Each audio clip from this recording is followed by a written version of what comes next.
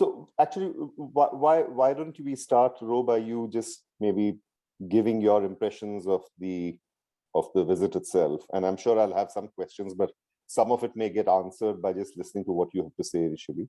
So you want to maybe just spend some time talking about why you went there, what that experience was, and what you came back with.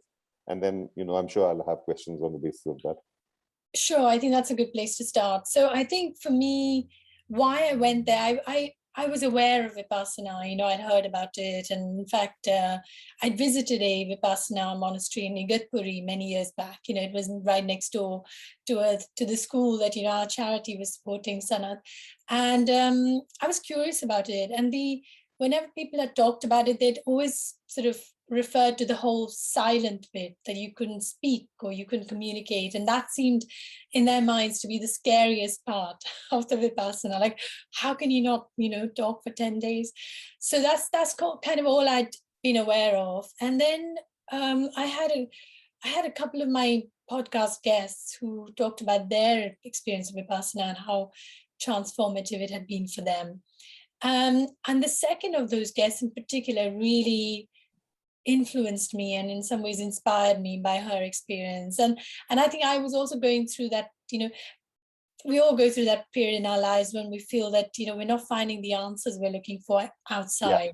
Yeah. So we've got to go inside and, find a way to do that. And this seemed like a really good way for me to do that. So that was the reason I thought, okay, let's do it. And then I also found out from her that there were Vipassana centers in the UK. It never occurred to me that they were like global. They're like in 25 countries now. That's right.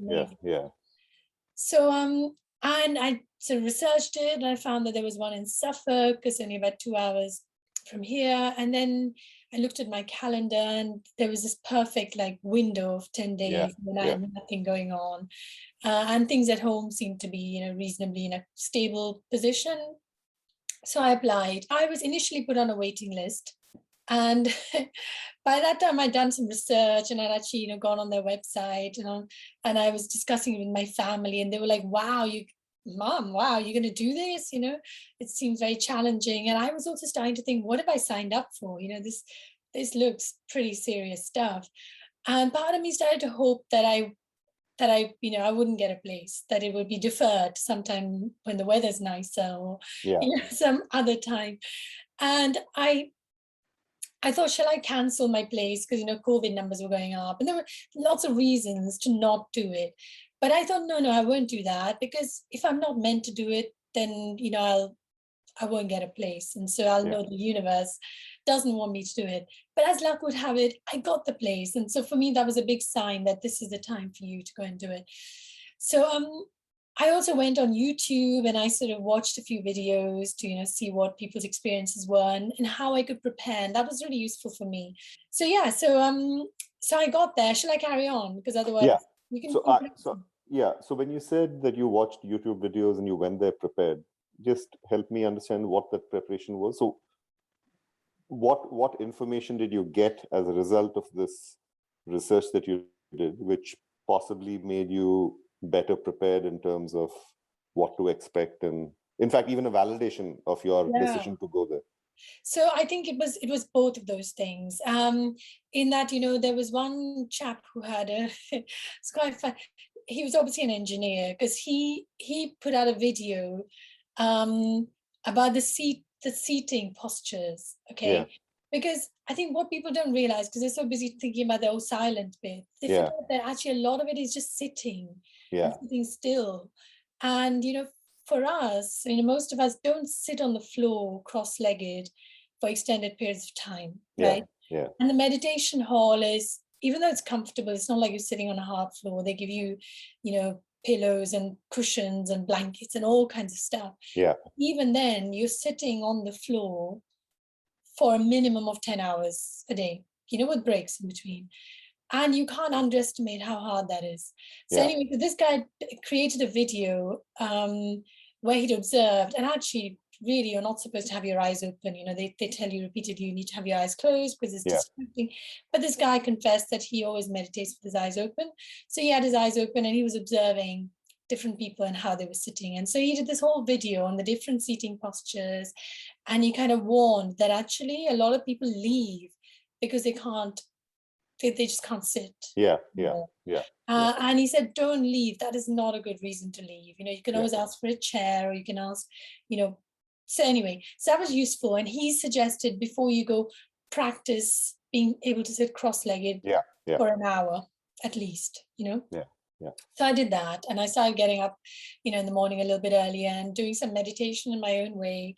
So that was one preparation. The other was really, I wanted to know what people's experiences were. Yeah. And so I watched maybe about 2 or 3 different people, and they all came with, really positive experiences, and, their sort of takeaways from it, and how, some of the individual like experiences, which in a way validated why I was doing it. But the flip side of that was that it created in my mind certain expectations, which in hindsight, maybe is not such a good thing, because, something like this is so experiential. And your experience will be different to mine. So I think by listening to these people, maybe at the back of my mind, I began to think I would have something similar. So that, I think that's one cautionary tale. But I'm still glad I did it, because at least I went in with more awareness of what was going to happen. So I'll stop there if you want to ask me. Carry on. Okay. So I think the first thing to remember is that Vipassana actually is a very, very old Buddhist practice. And what Gautam Buddha, we're told that after many, many, many years of searching, seeking for answers, he finally found enlightenment by realizing that actually the reason we react to things, and a lot of, our sort of, I suppose, misery and cravings and aversions are caused by us sort of, having preconceived notions about certain things, and us reacting to those things. So if we can find a way to just not react and become equanimous, it's one of the big philosophies of Vipassana, the equanimity that you have to create within yourself. And to do that for the external world, you have to begin with your internal world. So Vipassana teaches you to see things as they are, rather than how you want them to be or how you perceive them to be based on your previous experiences. So that's what it is. So there are 5 key precepts of the retreat, and when you go there, and I'll tell you in a minute exactly the sequence of my experience, but these are important precepts. So one is that you are not allowed to kill anything. So obviously you're not allowed to kill each other, but also the insects and any living creatures, you're not allowed to harm them or kill them. Secondly, no stealing, no lying, and no sexual activity, and also no intoxicants. So no drinking alcohol or drugs or anything like that.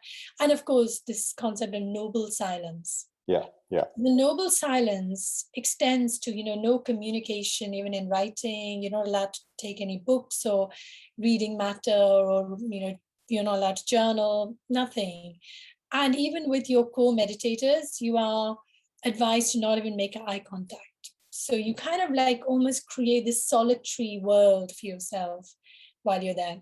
And that's what noble silence is all about.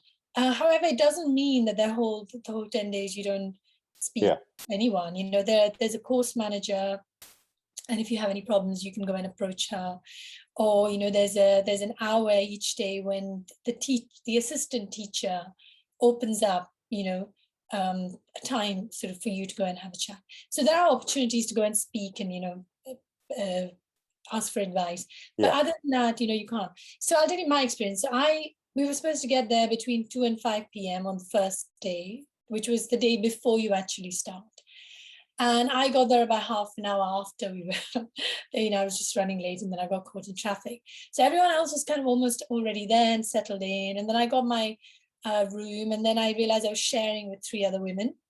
So the men and women are segregated. And I think that's just to really, it's not in any way. Some people think, well, that's a bit archaic, But I think there's a practical reason for that, because it's just less distraction. It's for the whole these 5 precepts, it's much easier when you don't have that additional distraction. So I completely agree with it. So I was sharing with 3 other women, And at this point, we weren't yet, in the noble silence phase. So we were still getting to know each other. Yeah. So I got to know them briefly, really nice ladies, very diverse group of us. And then we were fed a nice evening meal, and we were told, what was going to happen. And then as from 7 p.m. that evening, the noble silence began. So for the next 9 days, you observe this noble silence. And on day 10, then they lift it and you can chat. Yeah.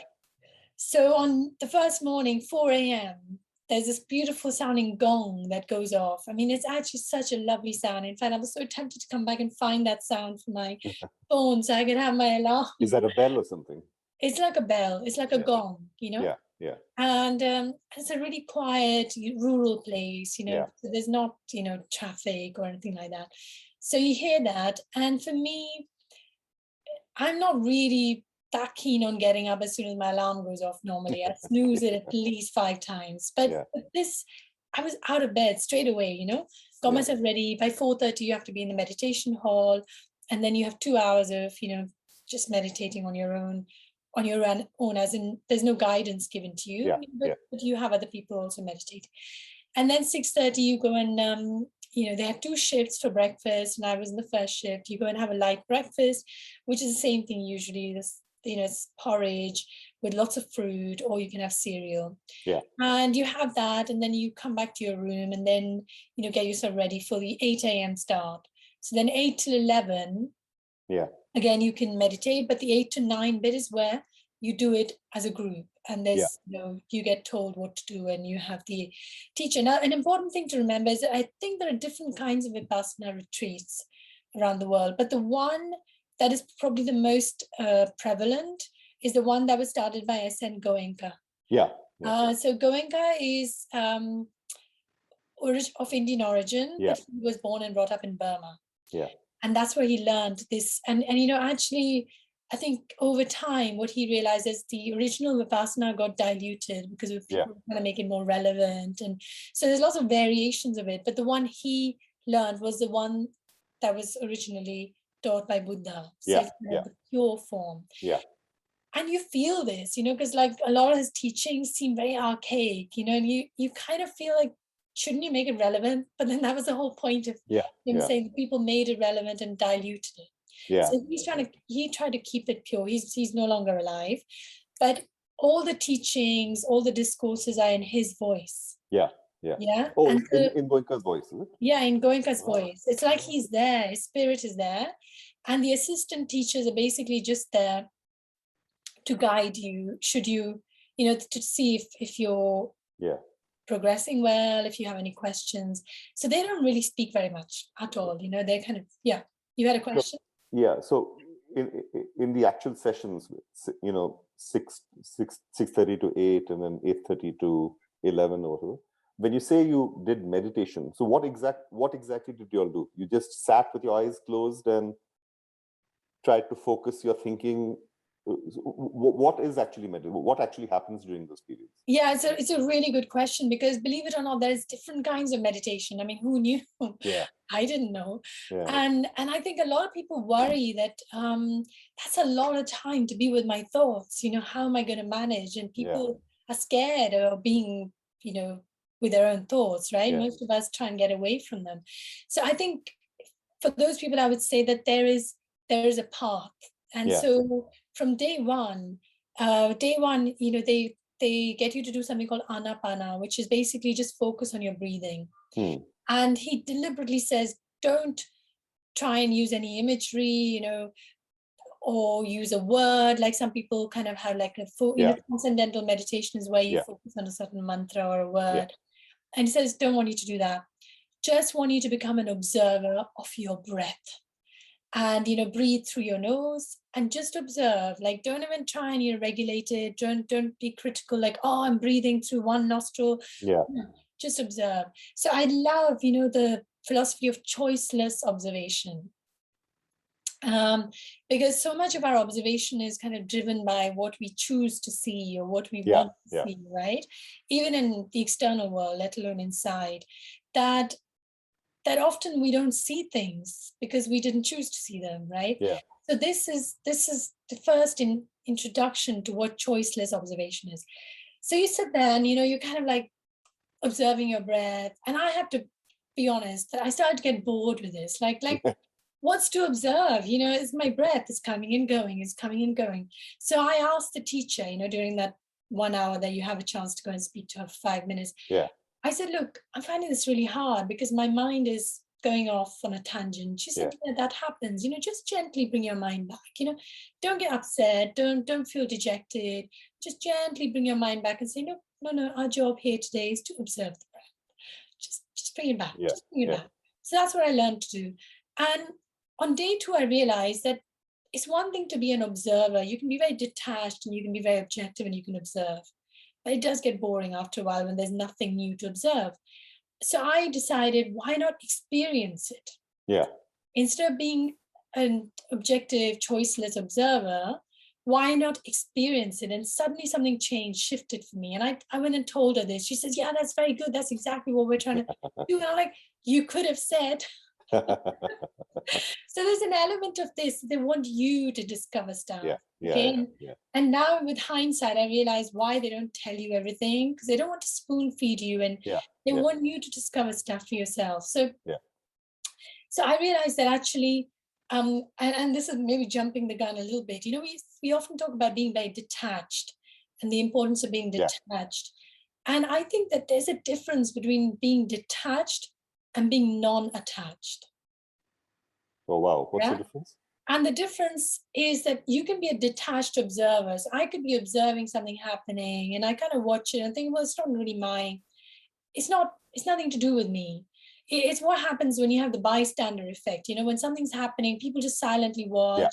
It's not my problem. I'm not going to get involved. That's detachment. I think non-attachment, in my opinion, I'm not a philosopher. And as Goenkaji would said, 10 days of Vipassana for the first time is just like kindergarten of Vipassana. So I'm not an expert.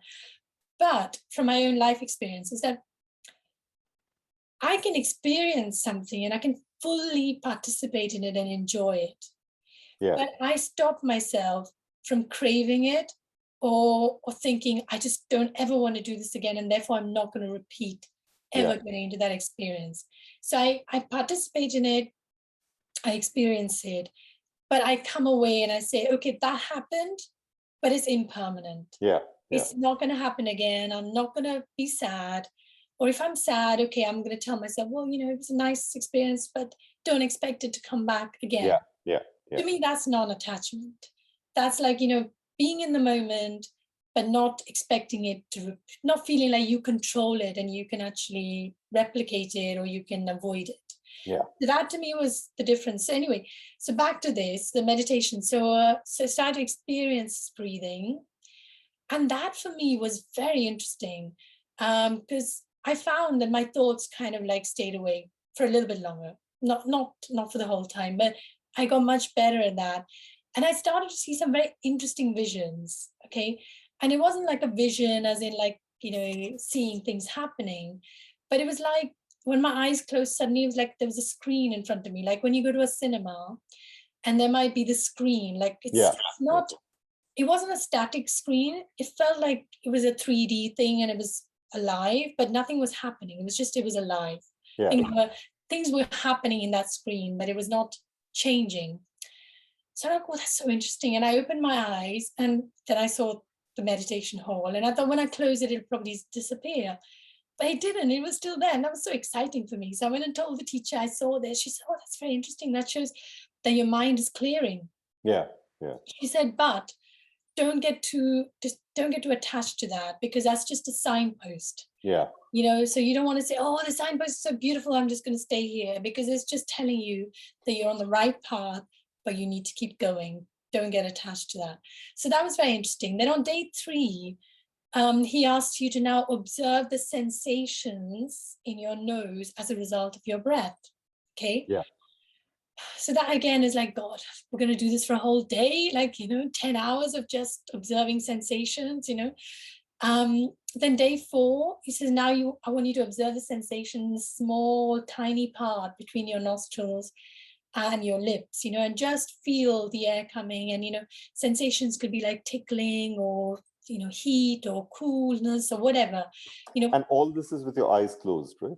all this with the eyes closed, because he says, Goenkaji says that if your eyes are open, you're distracted. Yeah. So keep your eyes closed and just, let your mind just focus on just this, and don't distract yourself with any thoughts or words, which is why, they're very clear from the beginning that don't mix. Like some people come with, having done other kinds of meditation, and they try and mix, and match. And he says, don't do that, because sometimes it can have some unforeseen and slightly dangerous effects.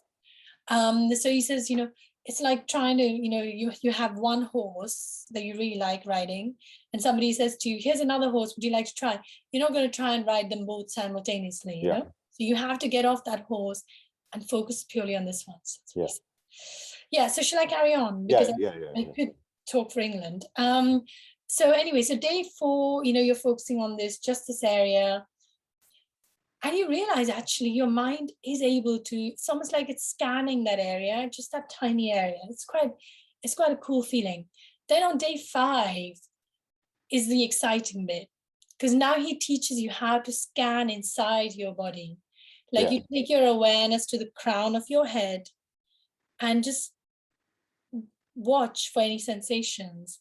And suddenly I could feel like prickling, like in my scalp. I could feel, I could feel my hair follicles like moving, like, oh my God, this is amazing. And then he said, okay, now try and, move slightly. So basically you learn to scan your whole head, and then he shows you how to kind of go to the back of your head, and then you slowly do the whole of your body. And so you learn to kind of just basically just sweep your whole body in a scan, and then come back up, and then sweep and scan and sweep. And that's basically what you have to do. And then on day 5, the challenge, or day 4, the challenge begins, that he wants you to do that and be completely still for an hour during those group sessions. So 3 times a day, between 8 and 9, between 1 and 2, and then between, 1 and 2, or 2 and 3, I think, 2:30 and 3:30 or something. And then once again, late in the evening, sort of between 6 and 7. Those are the times that the whole group comes there. At other times you can meditate in your own room if you want. And during those times, you're going to stay completely still. Even if you feel uncomfortable, even if there's pain, even if you got an itch, just stay completely still. Okay? And it doesn't tell you why. It doesn't tell you why you have to do that. And it's so hard, because this is an interesting thing, Sanat, that I have sat for a whole hour meditating in my own way. And, my legs have gone a bit numb, but, I was able to stay still for a whole hour. But the minute your awareness goes in, it's almost like the analogy I would make is that imagine you're a boss and you have a set of workers, and you've never bothered to ask them for any feedback, good or bad. And some of them are happy, some of them are not so happy. And, because nobody listens, nobody cares, and they're not allowed to speak to one another either, they're just sitting there with this seething resentment. And then suddenly one day you become this really kind, non-judgmental, choiceless observer of a boss. And you say to them, come, tell me how you're feeling today. And they're all like, yeah, me, this. And that's what my body was doing. It's like, suddenly, like, I felt pain and discomfort in my limbs. Thankfully, I didn't have any pain anywhere else, in my, tailbone. And they were like screaming. Comfort and pain. And the more the awareness was there, the more there was pain. I couldn't understand why we were being told to endure this pain, because everything I've learned is, your body tells you it's in pain for a reason. You have to listen to your body, all this kind of stuff. And so I asked the teacher, I said, I don't understand. I haven't been explained why I have to endure this pain when everything is telling me, move your leg, even if it's for a short time, just give it a little bit of relief. And she said, it will all become clear, but try, if you have to move, you can move, but try not to move. So I'm thinking, I still don't understand why, So I tried, but I failed. So I failed miserably. Day 5 was really, really bad. I was in such agony, and I moved so many times. And I'm like, if you're not telling me why this is important, I can't buy into that. So that was my bad, Yeah. At the beginning, they do say, look, you have to trust, you have to surrender, Yeah. and they do exactly as you're told, otherwise you're not going to get the benefit. So days 6 and 7 were equally. Sorry, you had a question. This feeling and the sensation of pain and so on that you felt, did you eventually find out whether it was specific to you, or were others also going through something similar? We were all suffering. In different ways, obviously. In different ways. And what was to me, what was interesting is that, there were people there who were yoga teachers. I mean, I don't know about the men, but very fit women, who did yoga, some were dancers, some were gymnasts. Even they were suffering. So I actually felt not so bad suffering, and some of them had even asked for like backrest, and some couldn't handle it and they wanted chairs. At least I didn't go for backrest or chair. I still, soldiered on sitting on my thing. So it was actually very uncomfortable for a lot of people. And this is why part of me was getting annoyed that, people are suffering here. Why do we not? I want to know why it is that we need to suffer. What is the reason of suffering? So on day 8, finally, we found out, okay? On day 8, we found out that actually what we're doing is we're observing these sensations, because it is in these sensations that we have stored up our accumulated emotional responses to things, okay? So it's like, and now it starts to make sense, because I know about these, how emotions get stored in our body. We've talked about this in the Find Your Flow program, and how, we're not aware of it until it's too late sometimes. And so it's the same with any experience, like good or bad, that the body remembers it all and stores it up. And so these sensations are those kind of stored up things coming out because you're now aware. And if you just remember to say anicca, which is like, everything is impermanent, whatever this is will pass, when there's a nice sensation, don't get attached to it, just say anicca, because this is going to go, it's not going to come back. And similarly, the bad sensations. And the more you do that, the more your body begins to then not have those sensations. So the point was that if you could endure that 1 hour, it gets easier and easier. You don't feel those sensations anymore.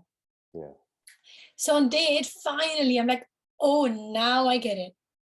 And now that I understood it, I was more able to do it. I still couldn't do the whole, I had probably changed my posture once, but I was able to do it much better than I was before. And I started to feel like, okay, now I get what's happening and now I understand. So that was kind of it. I mean, it's an endurance. I recollect my friend Sunil, who'd gone to this earlier this year.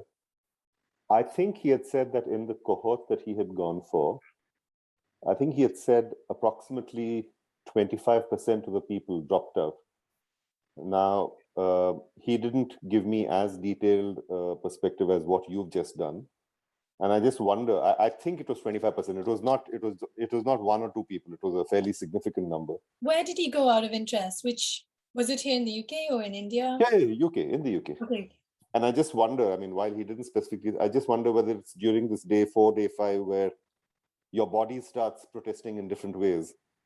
Maybe a lot of people, because he did say the same thing that you said, which is that the first couple of days, sitting with your folded, with your legs folded and so on, which we don't normally obviously do in our regular day. I think a lot of people found that to be very difficult. Yeah.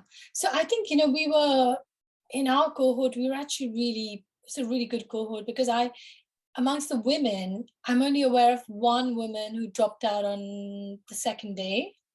And then another woman sadly dropped out on the 8th day. I think by then she just before he told us why we were doing this. So it's quite ironic. I think that she probably wasn't really feeling it. And it can happen, it's not easy. And I think you need to be very clear why you're going, and you need to just go in and say, however hard it is, I'm going to finish it.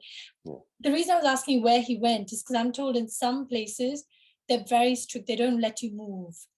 Like, at least here, they were a little bit more like, look, ideally we want you to be still, but if you're in that much pain or discomfort, of course you can move, it's fine, but try not to. So they were a little bit more understanding. So I think it depends on what the assistant teachers were like.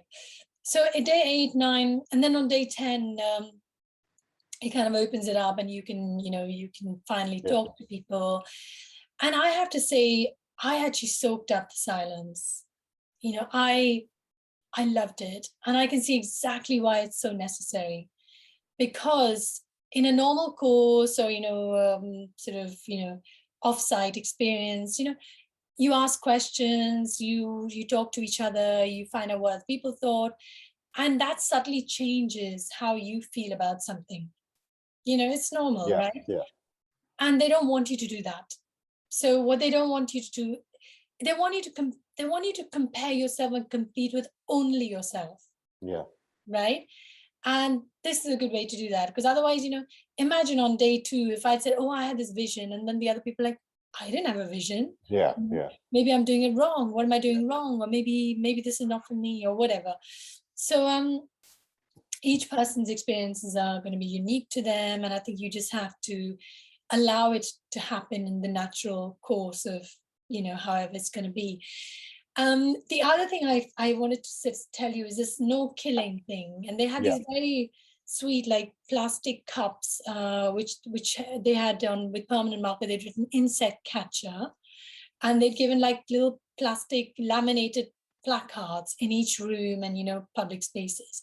So if you saw an insect or a spider and you didn't want it there, this was there for you to gently catch it and release it outside. Okay. And what that did is that the energy of the insects was so different. They felt so safe. And I know this sounds really weird, but honestly, like there were these daddy long legs and little spiders, and they had no fear of us humans, because I think they just knew that they were safe. But there were lots of little spiders and things in the rooms, and we just left them. yeah, We didn't bother with them because they were not bothering us.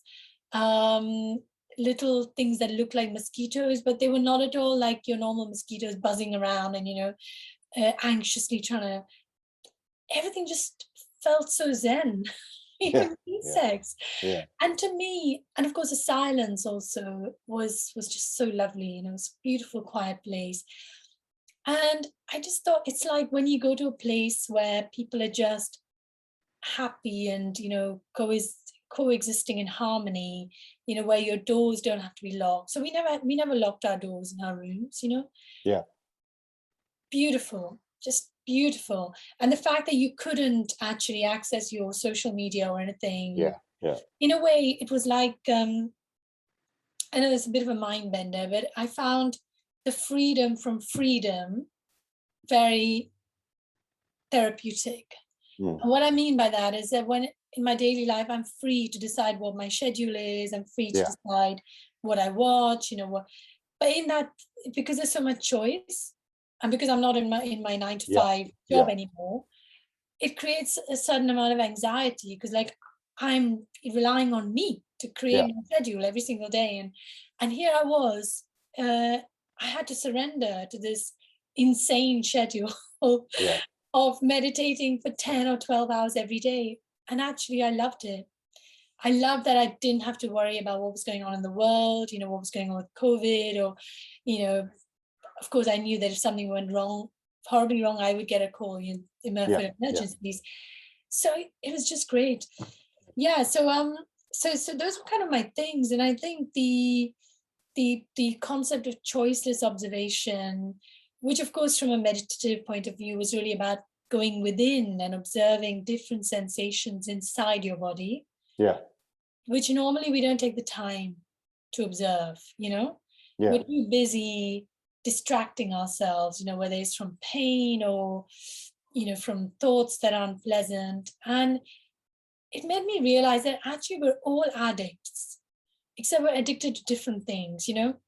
yeah, Someone may be addicted to work, someone may be addicted to social media, someone may be addicted to just creating mindless tasks so yeah, that they don't have to think about stuff.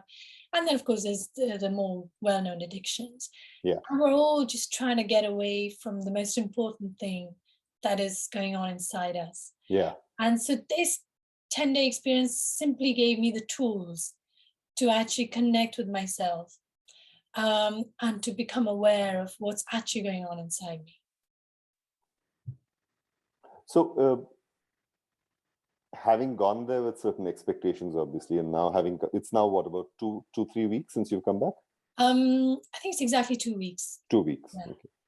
So would you say that the expectations were largely met, or did you discover something else that you weren't prepared for? I mean, when you look back with the benefit of hindsight, what would your observations be now? So I think, and this is ironic actually, because Goenkaji is talking so much about, not going into things with expectations, not craving for things. And yet I think he creates this expectation that we will come away from those 10 days peaceful and tranquil. He kind of uses it in his stories about an advertisement of how, people would go past and they would see all these people coming out of their Vipassana looking really peaceful and tranquil. And they want to do it because they are like, we want what they've got. Now, it's possible that those people were actually forced to sit still and actually go through the Vipassana experience as it's intended. But that's hard to do. And, and I can think at the end of it, you will be relieved, like, oh my God, that was so hard, because there are people who do a marathon and think I'm never going to get to the end. Then we finally finish it, this sense of accomplishment and achievement and peace even that you did it.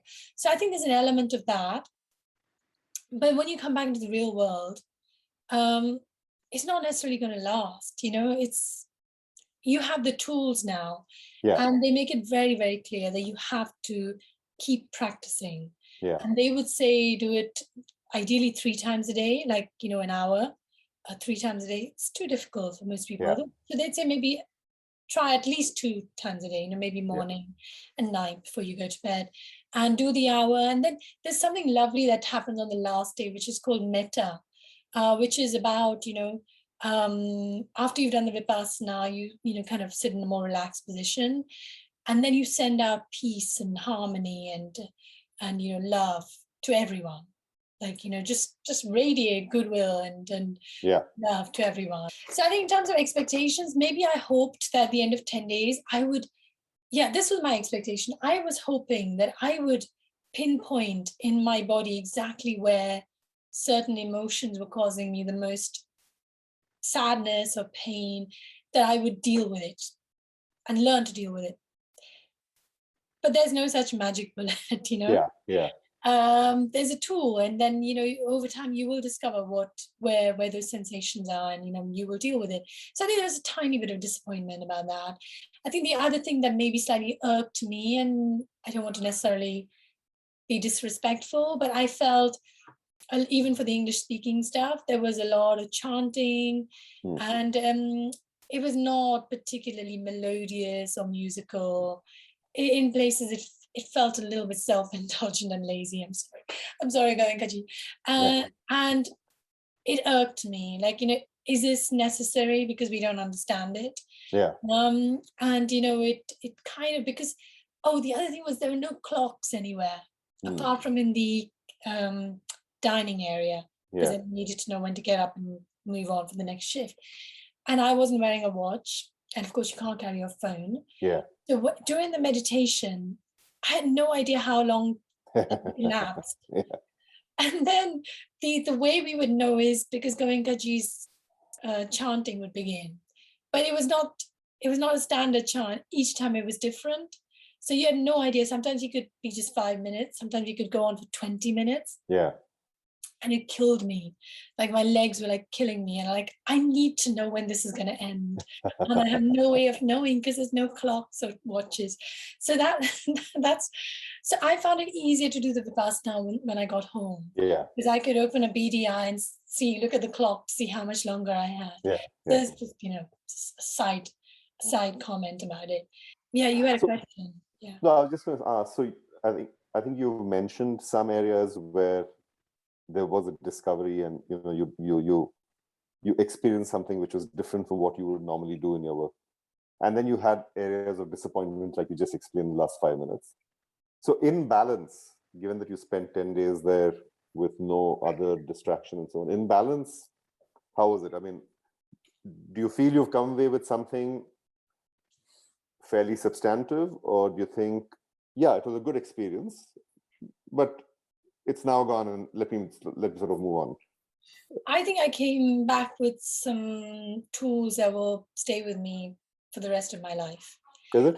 Okay. And I think this whole concept of impermanence, and I think on some level we know that, right?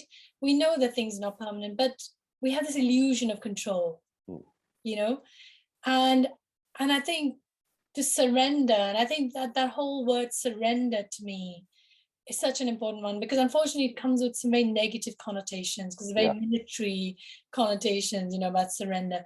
But actually surrender is about just trusting that actually there's so much out there that we know nothing about. And by holding on to just what we know and, exercising control on that basis, it's so foolish. Yeah. Because there's this entire universe and, the vast unconscious within us. Yeah. And so I think for me, the realization of how much, when my mind was clearing, how fascinating those little glimpses that I was getting. Like, in one of my visions, I saw a wall. It was actually, I saw things that were actually out there that I'd obviously, in my peripheral vision had noticed, but never actually paid attention to. And they came up in my meditation. Yeah. And then I realized, oh my God, that's the house there that I just saw with the trees around it. And that this is the two trees with the leaves, and I had not noticed it until I saw it in my meditation. And then I saw it and I thought, wow. So I think those were realizations of how powerful it is when you train your mind to not be distracted by thoughts, because these thoughts are just thoughts. There are all of our thoughts are going to be different, but there are two realms in which our thoughts rest. One is in the past and one is in the future. Yeah. And it means that most of the time we're not actually in the present moment. Yeah. And if we could be in the present moment at all times, we would be at peace.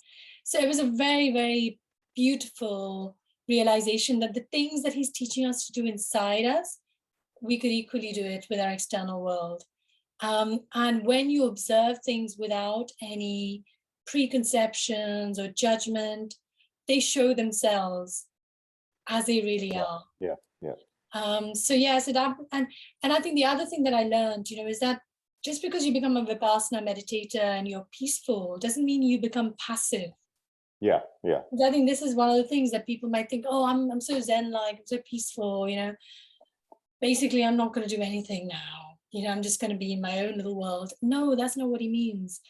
And he talks about how Gautam Buddha, till the day he took his samadhi, he was out there. He was bringing this to people. He was teaching them. He wanted them to learn. He wanted to share. He was not passive, So I think, so there was so many things that I came away with. Yeah. I think we discussed this right at the start, and I don't recollect whether it was before you started the recording or after you started the recording, Ro, which was that, to a lot of people, the belief is that the difficulty is going to be in just not doing anything and being with yourself, right? Or for some people, it may be the difficulty of not having access to social media because it's become such a big part of our regular lives. To others, it's just the schedule, the kind of schedule that you maintain, like waking up at 4:30 and whatever else you talked about. And then there is the physical discomfort of adjusting to, what you said. And you said that for a lot of people, it causes. Where do you think, from your own experience, where do you think the biggest challenge really came from for you? Was it the physical side? Was it the mental side? Was it just, what was the difficult part? I think for me, perhaps the difficult part was actually this sitting still, but also and this is something people maybe should be aware of, that in some places, I know in places like in India, you can actually have a room to yourself. And, you can, therefore you can meditate in your own space and, you don't have other people to worry about.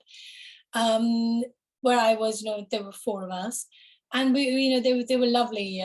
My roommates were absolutely lovely. So I was very lucky. We different nationalities, all from here, but different origins. So I think the physical bit, and I think for me also the chanting, because and this is not meant to sound like, I'm such a musical snob, but if somebody's going to chant or do musical, I want it to be spiritually uplifting. I want it Yeah, to yeah, make my experience better. yeah, And I felt it didn't always do that. But that yeah, could have just been me.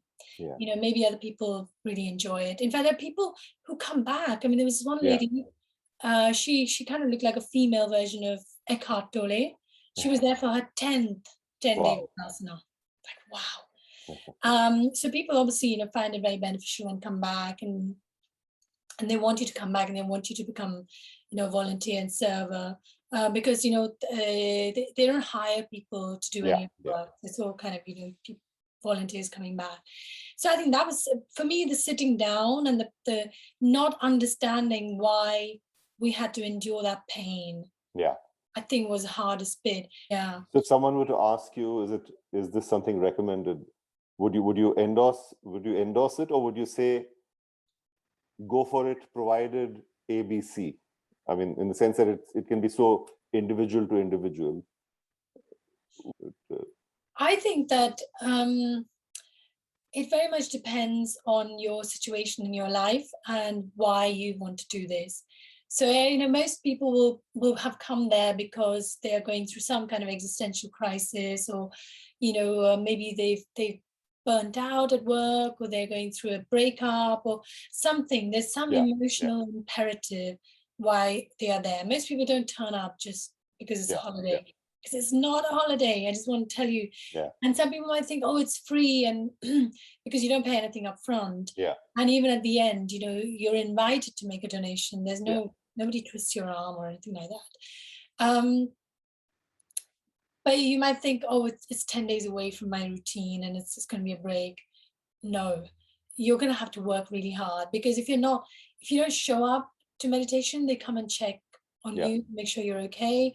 So I think go if you feel, something inside you will tell you if it's right for you or not. yeah, And go there knowing it's going to be hard, yeah, and go there being willing to experience it to the final day, you know, because you won't get the benefits if you leave yeah, soon.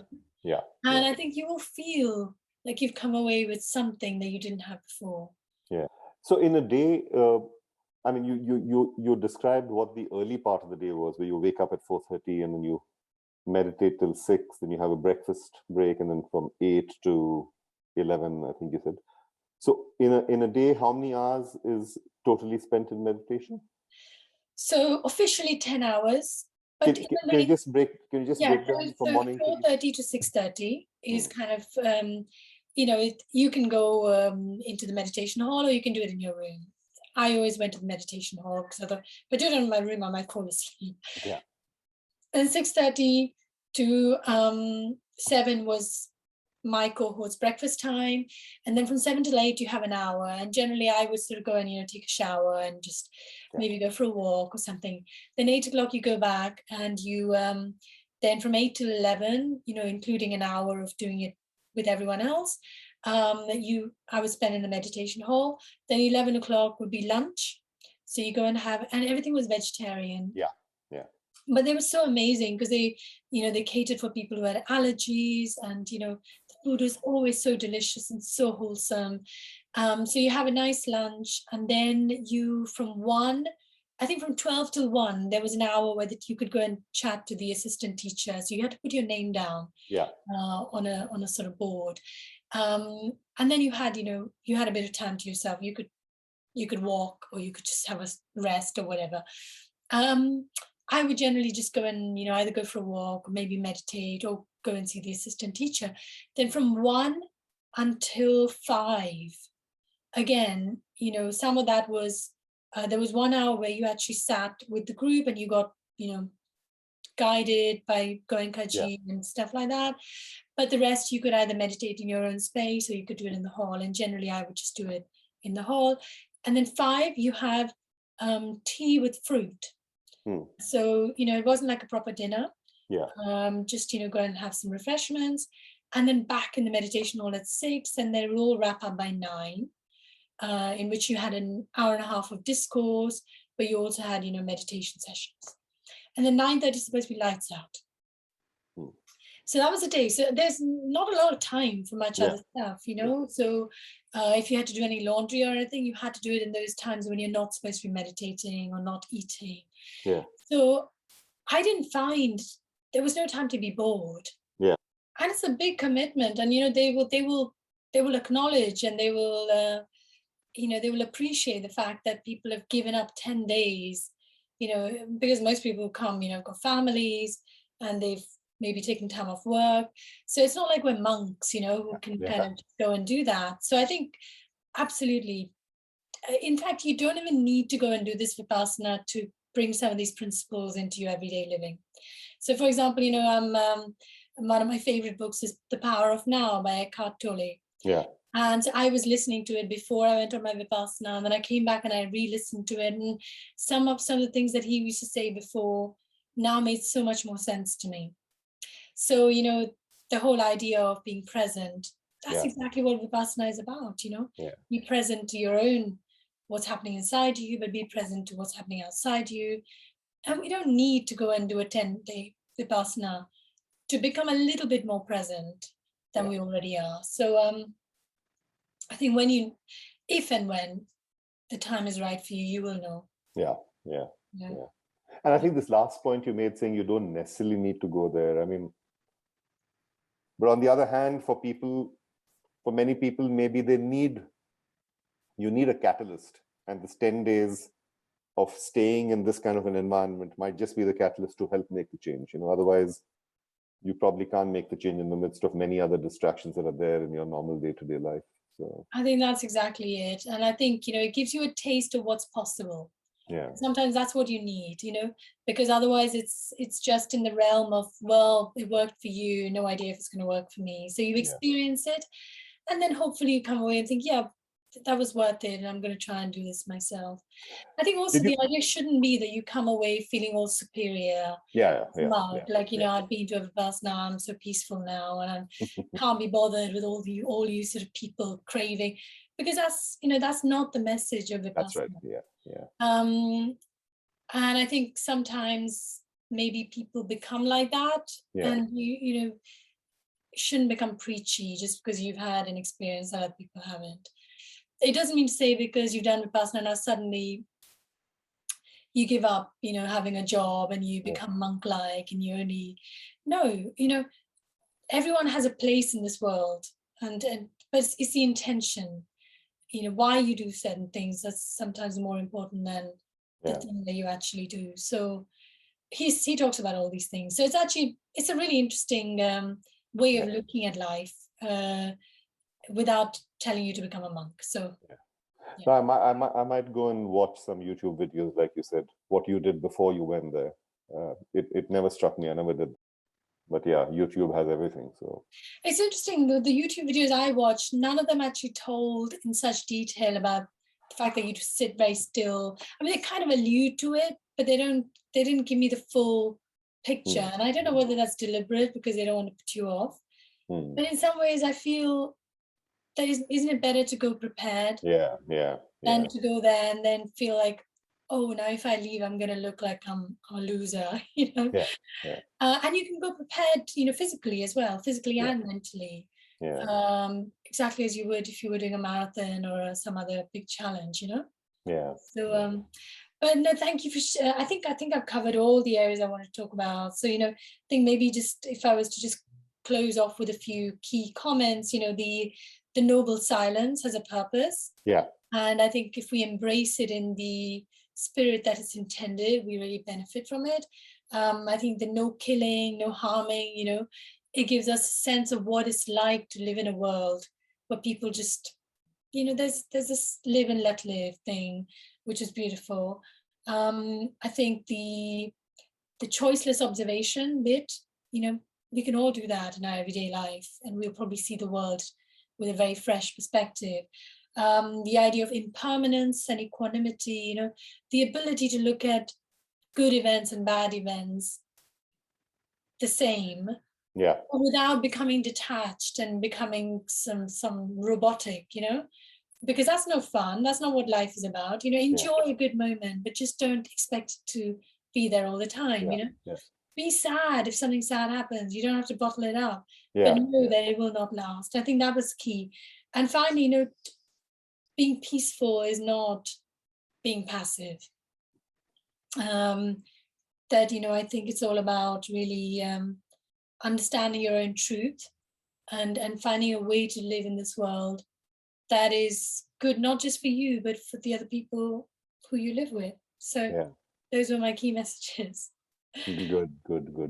Thank you. I think it's a good thing you did this within 2 weeks of coming, where things are still fresh and it's allowed you enough time to reflect on it. Yeah. Good. So thanks so much for leading this conversation, and I hope it hasn't been too long. It's quite long, but I might edit it down and only keep the really helpful bits. Yeah.